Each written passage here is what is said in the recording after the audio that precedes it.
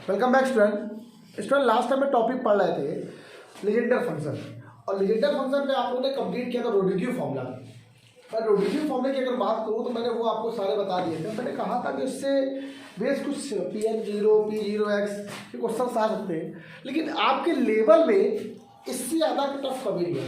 ये आपको जब आगे आप और पढ़ते हो तब अच्छी अच्छी चीज़ें बनती है इसकी, ठीक है। वहाँ पर ये पेपर बनता है तो वहाँ पर स्पेशल फंक्शन की पूरी बुक होती है, वहाँ पर वो ज़्यादा हायर वाले जितने क्वेश्चन होते हैं वो वहाँ ज़्यादा अच्छे से आते हैं। यहाँ पर आपसे इतना टफ नहीं पूछा जाता कभी भी। हाँ, लेकिन फॉर्मूले की प्रूवमेंट सब पूछ सकता है। आपसे कह देगा write a statement and prove Laplace first integral formula for P n x के लिए लाप्लास का फर्स्ट इंटीग्रल फार्मूले को प्रूव करो। तो स्टेटमेंट आपको दिया गया है कि Pn x इक्वल टू दिया 1/π 0 to π integral x plus minus root x square minus 1 cos phi की whole to the power n d. क्या वो प्रूफ करना है? इस स्टेटमेंट को प्रूफ करने के लिए कुछ हम लोग दूसरे स्टेटमेंट का यूज करना पड़ेगा, कुछ और टर्म को लेना पड़ेगा, कहीं इंटीग्रल कैलकुलस को यूज करना पड़ेगा, डिफरेंशियल कैलकुलस को यूज करना पड़ेगा। उन चीज़ों को यूज करने के बाद ही हम इन सबको प्रूफ करते हैं, ऐसे कभी प्रूफ नहीं हो। और कुछ वैल्यू लेट माननी करनी पड़ेगी। आइए देखते हैं, थोड़ा सा चीज़ समझाते हैं आपको। अगर Pn की बात कर रहा है तो ये बात पहले समझ लो, जेनेटिक फंक्शन की बात कर रहा होगा तो आप एक बात समझ लो जरा, यहाँ पर अलग से लिख लो जरा समझिए। अगर मैं आपसे इसकी बात कर रहा हूँ तो आपको पता है summation n equal to 0 to infinity t to the power n Pn generating function का फॉर्मूला ये होता है ना 1 minus 2xt plus t square की होल पावर 1/2। ये याद है ना? प्लस में था ना 1/2 माइनस 1/2, ठीक। माइनस क्या था 1/2, ध्यान दे दिया। जनरेटिव फंक्शन का फॉर्मूला के पास ये होता है, ठीक, ओके।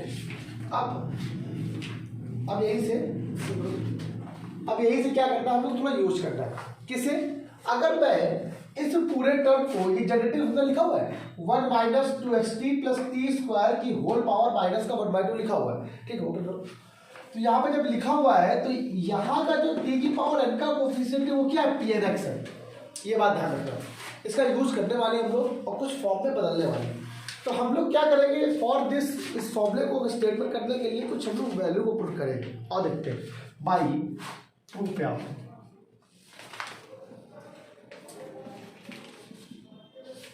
फ्रॉम इंटीग्रल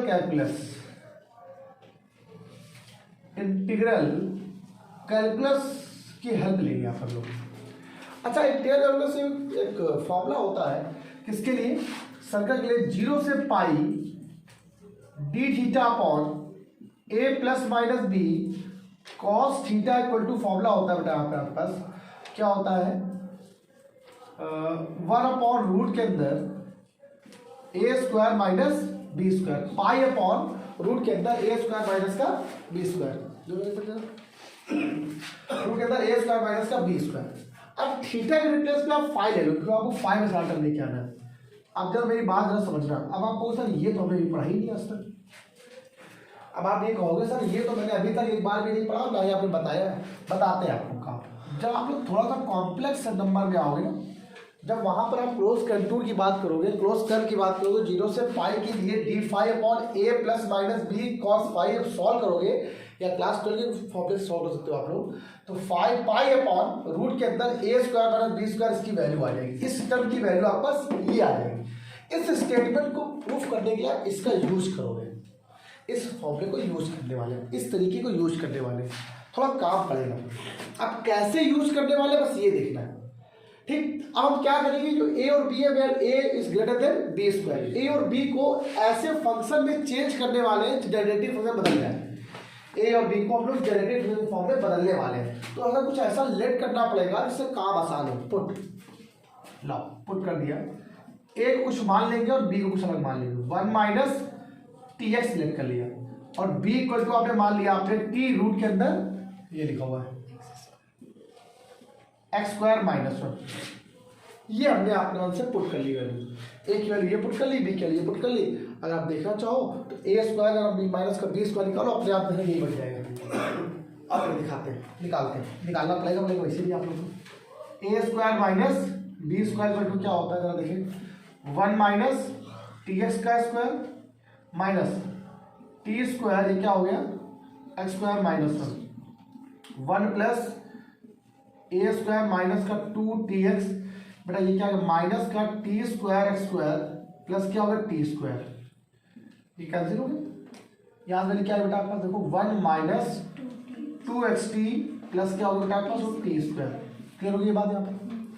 यहाँ पे लगा क्या है a square by B square, यहाँ पे देखो ये होगा। अब आप लोग ये बात आपको क्लियर होगी हम लोग को अच्छे से पक्का। आपने जो ए माना है वो यहाँ भी लेट किया हुआ है, यहाँ पर भी लेट किया हुआ है। अब इस पूरी वैल्यू को इस वैल्यू में जो एज्यूम किया हुआ है जो आप जानते हो उसमें रख दो, आराम से सॉल्व हो जाएगा क्वेश्चन। एक 1 बाई 1 स्टेप जरा देखना, आराम से सॉल्व हो जाएगा। ये बात सबको समझ में आ गई। अब अगर मैं इसको यहाँ पर रखता हूँ ए और बी की वैल्यू को, ए की वैल्यू यहाँ पुट कर दो, बी की वैल्यू यहाँ पुट कर दो, ए स्क्वायर बाई बी की वैल्यू यहाँ पुट कर दो, आपका आंसर आने वाला है। तो देखिए क्या आने वाला है, यहीं पे कर दे रहा हूँ इंटीग्रल 0 टू पाई। ठीक, स्टेटमेंट अच्छे से देखना, बिल्कुल मजा आ जाएगा। d5 ए की वैल्यू क्या लिखी है 1 माइनस टी एक्स, बी की वैल्यू क्या है प्लस माइनस, जरा देखो टी रूट के अंदर कितना आ गया एक्स स्क्वायर माइनस 1 और कॉस फाइव, ठीक बराबर पाई। आप एक एक लाइन को बारीकी से क्लियर करो, बहुत जल्दी समझ आ जाएगा। कुछ नहीं किया बस इतना ही काम आसान होता है, इसमें गड़बड़ होता है। A square minus b square formula यहाँ पे क्या हो जाएगा 1 minus 2xt plus t square, ये अलग कर लिया आप लोगों ने, कर लिया। अब आपको दिक्कत होने वाली है जब इस टर्म को ऊपर लेके जाएंगे तो हम लोग बहुत आसानी हो जाएगी। जरा देखो क्या है यहाँ पे, जरा देखना ये क्या है 0 से पाई है। आंसर मेरा प्रूफ करना क्या करना है x प्लस माइनस रूट के अंदर एक्स स्क्वायर माइनस 1 जरा देखो तो वही टाइप लिखा हुआ, बस टी को अगर बाहर कर ले तो काम आसान हो जाएगा। बस इतना काम आसान हो जाएगा। अगर आप टी को बाहर कर लेते हो तो आपका बहुत अच्छा सा काम आसान हो जाएगा। तो आपने टी बाहर ले लिया, टी ले लेकर तो माइनस टी बाहर ले लेंगे साथ में। ओके, जब माइनस टी बाहर लोगे तो आपका काम आसान हो जाएगा। देखो ये बन जाएगा, इसको हटा दें यहाँ से, ऐसे कर d5 अपॉन आपने क्या लिखा 1 माइनस, आप थोड़ा सा अरेंज करो चीजों। देखो ये लिखा हुआ है रूट के अंदर एक्स स्क्वायर माइनस 1, देखो ये भी लिखा हुआ है। आपने टी को बाहर कर दिया, क्या कॉमन ले लिया आप लोगों ने, टी बाहर ले लिया।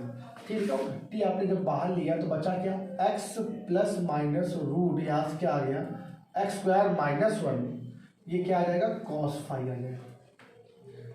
ये बात सबको क्लियर हो गई। और बाहर बचे भाई बचा टी, ओके, ऊपर 5 हो गया। यहाँ पर क्या आएगा इंटीग्रल यहाँ 5 इंटू इस टर्म को उठा ऊपर ले जाओ, क्या आएगा 1 minus 2xt plus t square की होल पावर माइनस क्या आ गया हाफ हो गया। अच्छा मैं आपसे एक बात कहना चाहता हूँ, जब आपने यहाँ पर माइनस कॉमन लिया तो ये माइनस और ये प्लस माइनस वैसे एक्चुअली आना चाहिए। ये प्लस माइनस लिखा था इसलिए माइनस प्लस आना चाहिए माइनस प्लस। तो यहाँ पे आप माइनस प्लस ही ले लो, लेकिन इससे कोई फर्क नहीं पड़ने वाला है। क्यों? लेकिन आप ले लो ताकि आपके दिमाग में रहे, क्योंकि रूट से जो वैल्यू आएगी वो प्लस माइनस में ही आनी है। ठीक है, तो प्लस माइनस लो चाहे माइनस प्लस लो सेम बात है, लेकिन आपके दिमाग में आएगा सर आपने जब कॉमन लिया है तो सिंबल बदल हो जाएंगे, लेकिन हमें जो आंसर लाना है वो प्लस माइनस में लेके आना है। तो आप अरेंज करते हो तो भी कोई दिक्कत नहीं, अगर नहीं करते हो तो भी कोई दिक्कत नहीं। यहाँ कर दो, जब आंसर में आएगा तो उसको बाद में रिप्लेस कर देंगे, वो कोई दिक्कत नहीं। ठीक है, ये बात यहाँ तक क्लियर होगी, बस हो गया सॉल्व। अब इस पूरी वैल्यू को आप लोग कुछ लेट कर लो।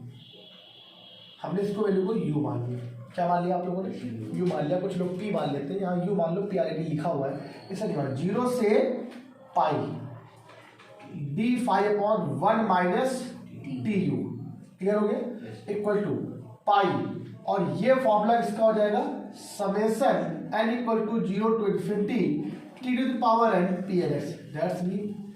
अब आप लोग क्या निकालना है पता है आपको, pns निकालना है। टी की पावर n का कोफिशिएंट क्या लिखा हुआ है pns लिखा हुआ है। अब यहाँ से भी आप टी की पावर n का कोफिशिएंट निकाल लो, काम आ जाएगा सर।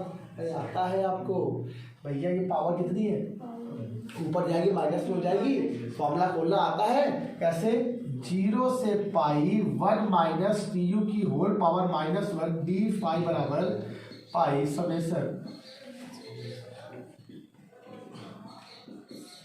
फॉर्मूला सबको याद है? नहीं याद है, मैं लिखे दे रहा हूँ यहाँ पर 1 माइनस एक्स की पावर माइनस 1 का फॉर्मूला अभी पढ़ते आ रहे बहुत दिन से, 1 plus x square plus x की पावर 3 प्लस स्वामी, तो 1 plus t square you square 1 plus T U plus t square you square T L U L, ये तो आया बराबर का कितना है?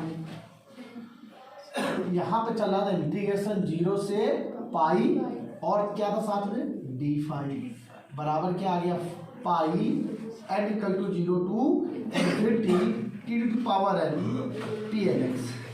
क्लियर होगी बात? अगर एन का कोफिशिएंट देखो यहाँ पर, तो यहाँ पर जो वैल्यू आ रही है वो क्या आ रही है इंटीग्रल 0 टू पाई यू की पावर एन डी फाई बराबर पाई पी एन एक्स। ये तो आ रही कि क्या चेक कर लो ना है बेटा, टी की पावर एन का कोफिशिएंट ये है साथ में, और यहाँ पे क्या लिखा हुआ है ठीक। अच्छा यू आपने माना क्या है? आपने यू क्या माना है? पाई आ गया इसके अपॉन में, तो 1 अपॉन पाई यहाँ पे आ गया इंटीग्रल 0 टू पाई, और यू आपने क्या माना हुआ है मैंने बताया देखो, ये हमने कहा था ना x plus minus root x square minus 1 cos phi की whole to the power n, और ये क्या आ गया डी फाई बराबर क्या आ गया पी एन एक्स। बताइए प्रूवमेंट हुई कि नहीं? ये प्रूफ करना था आपको। अब आप कहोगे फिर से ये बात हमने कहा ना, हमें अभी जरूरत पड़ेगी तो अपने हिसाब से n pi plus minus replace पर माइनस प्लस भी लिख सकते हो, कोई फर्क नहीं पड़ेगा। ये लाप्लास की फर्स्ट इंटीग्रल फॉर्मूले की provement, Laplace first integral formula. Second वाले में कुछ नया नहीं करना होता है, वही काम करना होता है, बस यहाँ पर ए बराबर टी एक्स माइनस 1 लेना होता है, बस होता वही चीज़ है, होता वही चीज़ है, बस वो अपॉन में वैल्यू आ जाएगी प्रूवमेंट करने। और बंद करो उसको बताते थे। हाँ सुनो बच्चों, अब बात आती है लाप्लास सेकंड इंटीग्रल फॉर्मूले की, ठीक। उसका स्टेटमेंट ये लिखा हुआ है p n x equal to 1 upon pi 0 to pi d phi upon x plus minus root x square minus 1 cos phi की whole to the power n plus 1। ये क्या होता है? पी एन एक्स का सेकंड इंटीग्रल फॉर्मूला होता है Laplace का। अब इसको प्रूफ करने के लिए भी हम लोग क्या करेंगे? From the integral formula, from the integral फॉर्मूले को हम लोग यूज करने वाले हैं। अब इंटीग्रल फॉर्मूला तो यही होता है, सेम ठीक, अलग कुछ नहीं होगा, पर यहाँ पर स्टेटमेंट जो लेट करना है वो थोड़ा अलग मानेंगे, बस इतना मानेंगे, इतना टी एक्स माइनस, बस इतनी बात है, ठीक। ए स्क्वायर माइनस बी स्क्वायर तो बिल्कुल वही हो जाएगा सेम। अब जरा इसको डालना देखिए, बस देखो कुछ अलग नहीं है वैसे होने वाला है, बस इतनी बात तो मानी है।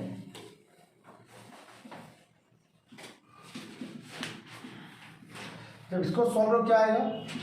T square x square plus 1 minus 2 T minus t square x square. जब ये खोलेगा तो प्लस का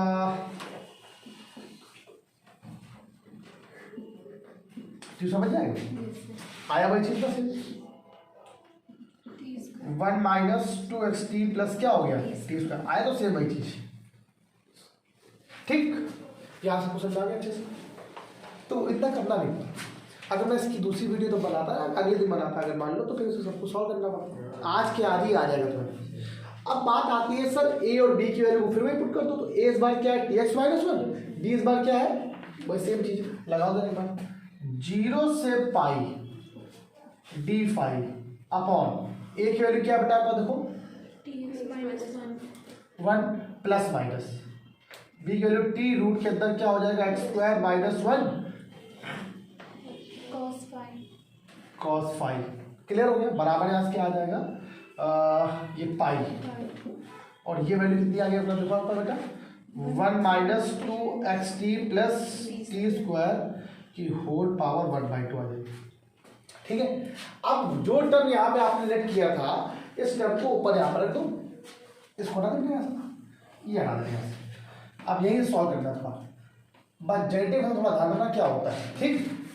अब देखो जरा यहाँ सब लोग हमने क्या किया, अब की बार ये और इसको मिलाकर यू मान लिया आप लोगों ने। क्या किया स्टेटमेंट एक बार लिख दो, एक बार यहाँ पे हो 0 से pi d phi upon t x plus minus, देखो प्लस माइनस टी रूट क्या हो गया x square minus 1 cos phi minus 1। आपने इस टी में यहां ब्रैकेट लगा के इस टी को बाहर कर दिया, कोई दिक्कत? देखो पक्का ये अपने मतलब थोड़ा सा उन्होंने अरेंजमेंट किया है, थोड़ा ध्यान रखिए सभी लोग। अरेंजमेंट करना आता कि नहीं आता आप लोग को? कर दिया मैंने। इसको आप लोगों ने क्या मान लिया, आप लोगों ने यू कंसिडर कर लिया यू, और ये क्या लिखा हुआ है इक्वल टू यहाँ पर इंटीग्रल में 0 से पाई, जब ये टर्म ऊपर चला गया तो सॉरी ये पाई तो ही इसे पाई और 1 minus 2xt plus t square की होल पावर माइनस 1/2 ये टर्म लिखा जोड़ेंगे। अब जब इसके आप लोगों ने यू लेट किया इसको तो ये क्वेश्चन क्या आ गया 0 से पाई d5 upon T U minus 1 की होल पावर 1 होता है इक्वल टू पाई। अच्छा एक बात, इस क्वेश्चन के लिए थोड़ी सी यूनिक जैसी बात ये समझ में आएगा आप लोग को अगर बताइए तो, इसमें आप टी स्क्वायर कॉमन लो, अगर आप टी स्क्वायर कॉमन लेते हो तो देखो 1 minus 2xt plus t square की होल पावर माइनस 1/2 है, प्लस का 1/2 है। जब आपने टी स्क्वायर बाहर लिया है तो रूट से टी बाहर आएगा, अगर पावर माइनस का 1/2 तो टी की पावर माइनस 1 बाहर आएगा, इसका मतलब बाहर आएगा 1 अपॉन टी, बचा कितना 1 upon T square minus 2x upon T plus क्या हो गया 1 की होल पावर क्या है माइनस का 1/2। ये बात समझ क्लियर हो गई। अब मुझे आपको एक बात बतानी है यहाँ से, क्या ये जनरेटिव फंक्शन लिखा हुआ है? मैं आपसे पूछना चाहता हूँ जनरेटिव फंक्शन होता क्या है? 1 minus 2xt plus t square की होल पावर माइनस का 1/2 equal to summation n equal to 0 to infinity t to the power n pnx। That's mean ये जो t है ऑपरेटर वाला t है, ये जो t है ये वाला t की पावर है, तब ये pnx बनाता है। अगर मैं t के रिप्लेस पर 1 अपॉन टी लिख दूं, यहां पर 1 अपॉन टी स्क्वायर कर दूं तो खुद यही बनाएगी। आप बस इतनी बात देखो, अब की भाई आप देखो सब, जब आप लोग 1 minus 2xt plus t square की होल पावर माइनस 1/2 लिखते हो तो समेशन में क्या आता है n equal to 0 to infinity t to the power n pnx आता है।